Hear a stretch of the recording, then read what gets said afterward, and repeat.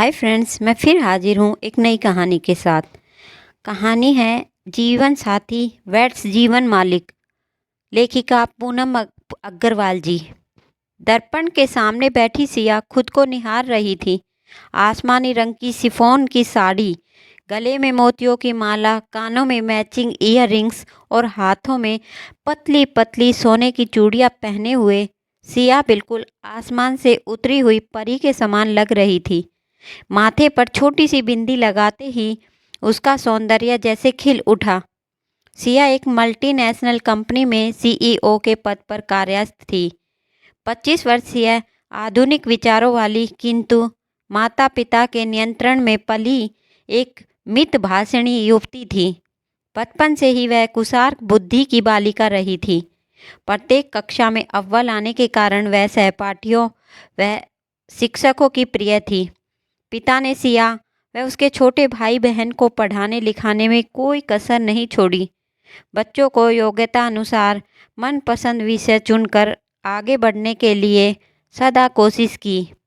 उनका मानना था कि बेटा हो या बेटी, एक पिता की पूरी जिम्मेदारी है कि उन्हें शिक्षित कर अपने पैरों पर खड़ा करे, जिससे वे जीवन संघर्ष में विजयी हों।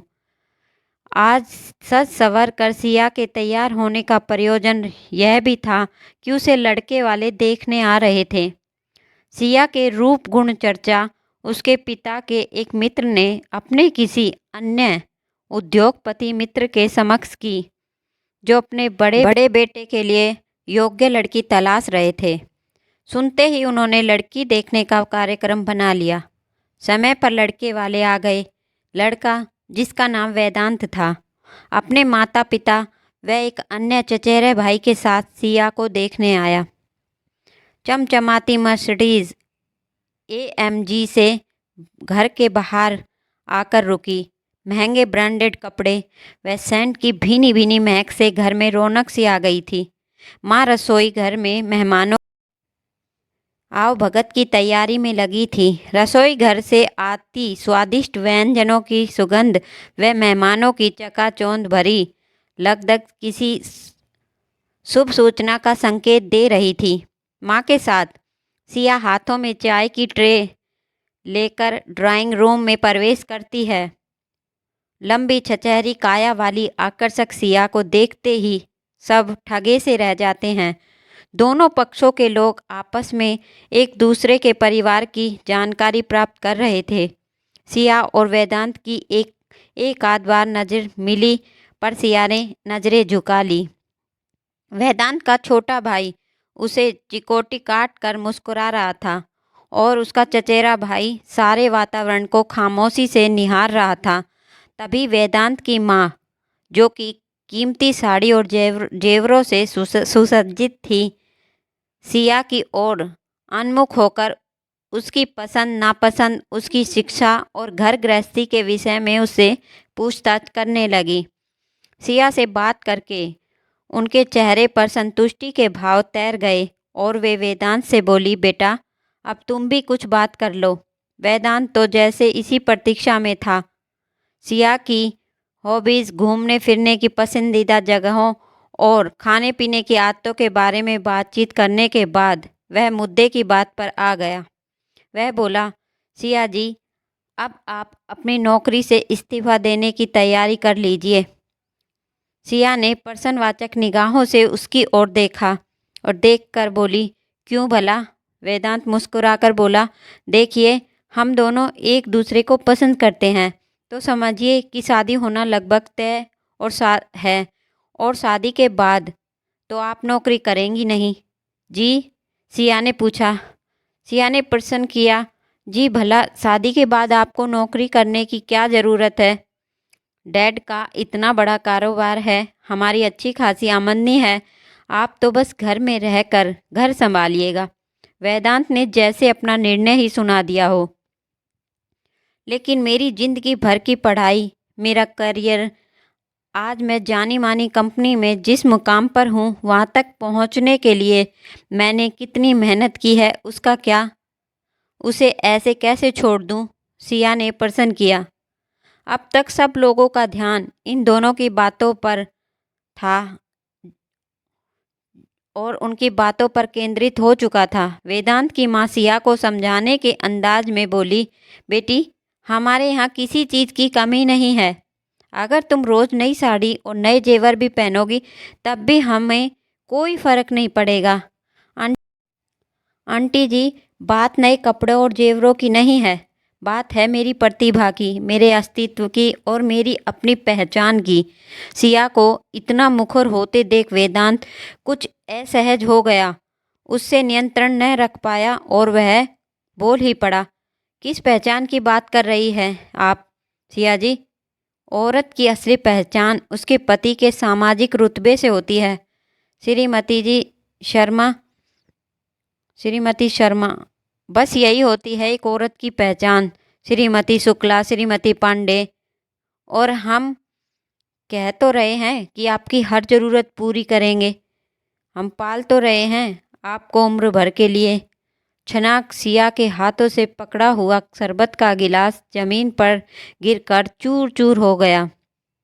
वेदांत की इस संकीर्ण मानसिकता से आहत हुई सिया ने खड़े होकर तत्काल उत्तर दिया, किसी पंछी के पंख कतर कर उसे पिंजरे में बंद करके दाना डालने को आप पालना कहते हैं? अच्छा हुआ जो मुझे पहले ही आपकी संकीर्ण मानसिकता का परिचय मिल गया। हाथ जोड़कर सिया बोली, माफ़ कीजिएगा, मैं इस विवाह के लिए सहमत नहीं हूँ। सिया की माँ बेटी से कुछ कहने को तत्पर हुई, पर उसके पति ने उन्हें इशारे से मना कर दिया। सिया हाथ जोड़ मेहमानों से मौन विदाई लेकर जाने के लिए मुड़ी। मेहमानों ने भी आंखों आंखों में एक दूसरे के चलने को कहा और सब उठ खड़े हुए, लेकिन एक शख्स जो इस सारे घटनाक्रम को चलचित्र की भांति देख रहा था वह था वेदांत का चचेरा भाई पृथ्वी। वह अपने स्थान से उठकर सिया के सामने पहुंचा और वहां उपस्थित सभी लोगों से बोला, मैं आप लोगों से कुछ कहना चाहता हूं। सिया बोली, मैंने इस रिश्ते के लिए अपना स्पष्ट निर्णय बता दिया है, अब कुछ भी कहना व्यर्थ है। वेदांत और उसके माता पिता के चेहरे पर खीज और चिड़न प्रकट हुई। पृथ्वी बोला, सिया जी, मैं आपसे इस रिश्ते की नहीं अपितु कुछ और बात कर रहा हूँ।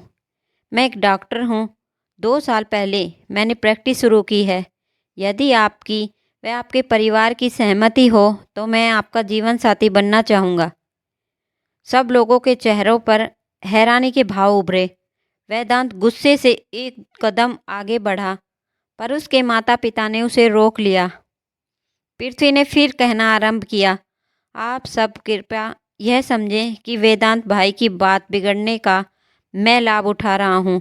दरअसल मेरे परिवार वाले भी मेरे लिए ही लड़की तलाश कर रहे हैं, पर मेरी पसंद सिया जी जैसी लड़की ही है, जो पति के स्टेटस पर निर्भर होकर ऐशो आराम की ज़िंदगी बिताने पर नहीं, बल्कि अपनी काबिलियत के दम पर स्वयं की पहचान बनाने में विश्वास रखती हो, ताकि वक्त पड़ने पर वो कंधे से कंधा मिलाकर चले। और देखिए, किस्मत से ऐसी लड़की मुझे अचानक ही मिल गई। फिर वह सिया के माता पिता से मुखातिब होकर बोला, अंकल आंटी जी, मेरी माँ और पिताजी स्कूल में प्रिंसिपल हैं और मेरी एक छोटी बहन है जो